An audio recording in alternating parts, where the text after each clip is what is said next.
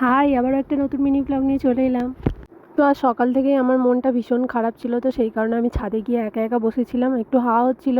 তো সেই কারণেই সকালবেলা ঘুম থেকে উঠে সোজা ছাদে চলে গিয়েছিলাম। আর আমার যখন মন খারাপ হয়, আমার তো কারোর সাথে একদম কথা বলতে ইচ্ছে করে না, আর তার সাথে কোনো কাজ করতেই একদম ভালো লাগে না। তো সেই কারণে আমি গান শুনি, আর সাথে আমার ছাদে কটা ফুল গাছ রয়েছে, তো সেই ফুল গাছগুলোতে জল দিই, মাটি দিই, আর কেমন কি ফুল হয়েছে সেগুলোই দেখি। তো এদের সাথেই আমার সময়টা কেটে যায়। আর ছাদের মধ্যে যা ফুল দেখতে পাবে, যা গাছ দেখতে পাবে, সব কিছুই কিন্তু আমি বসাই, আমি ওদের জল দিই, আমি ওদের দেখাশোনা করি।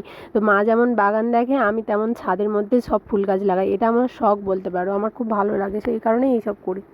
তারপরে আমার মা রান্না করতে চলে এসেছিলো, আর সেই কারণে আমাদের ছাদের পাশে রয়েছে কলা গাছ। তো কটা পাতা, শুকনো পাতা নিয়ে মাকে দিয়ে দিলাম, কারণ মা এখন রান্না করবে।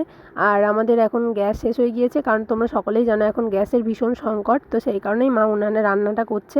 আর এইদিকে দেখো, আমাদের বাড়ির পাশেই রয়েছে খাল, আর খালের জল পুরোপুরি শুকনো হয়ে গিয়েছে। আর আমার বাড়ির চারপাশে গাছপালা পুরো ভর্তি, মনে হচ্ছে যেন অ্যামাজনের জঙ্গলে চলে এসেছি। কিন্তু বিশ্বাস করো, এখানের মতো শান্তি তোমরা আর কোথাও পাবে না। তারপর মাকে বললাম, তুমি আজকে ভাতটা করো, আমি আজকে তরকারিটা রান্না করব। তো সেই কারণে আজকে আমি রান্না করছি, দেখো। আর এই উনুনে রান্না করা যে কী যে কষ্ট, সেটা আমি এখন বুঝতে পারছি। আর তার উপরে এত পরিমাণে গরম পড়েছে, তোমাদেরকে বলে বোঝাতে পারবো না। আর এদিকে আমি রান্না করছি, আর মা আমাকে হাসানোর চেষ্টা করছে।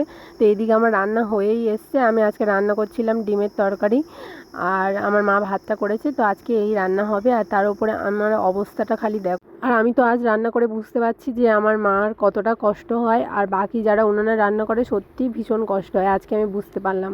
আর এদিকে রান্না করতে করতে দেখো, আজকে আমার হাতটাও পুড়ে গিয়েছে। আজকের দিনটাই আমার ভীষণ খারাপ। তো এদিকে আমার রান্না বান্না হয়ে যেতে আমি চলে এসেছি সোজা আমার ঘরে। আর আজকে ভীষণ আমার কষ্ট হয়ে গিয়েছে, তো সেই কারণে আর কিছু ভালো লাগছে না। তো চলো, আজকে ভিডিওটা এই পর্যন্তই। তোমাদের কেমন লাগলো অবশ্যই জানিও। বাই।